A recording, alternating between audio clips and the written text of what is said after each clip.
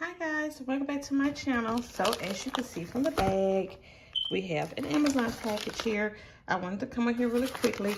My package came to me halfway open just like this.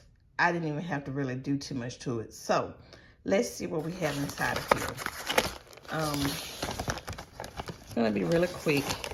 I have my thank you cards for my business. So when I mail things off, I can put a thank you card in there. I didn't know Amazon had these until just recently.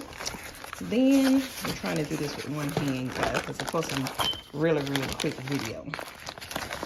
This here is my scale. I'm not going to open it up yet, but I ordered me a scale so I can weigh my packages and print off my own labels now without going to the post office. So I'm going to see if I save money by doing this myself or versus going to the post office. So I did get this, which I'm so excited to use.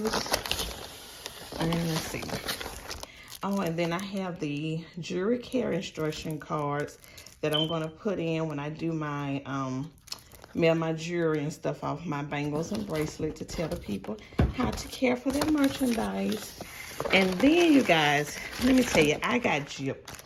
I was thinking that I was getting a bunch of Christmas charms and everything. And look, this is all I got.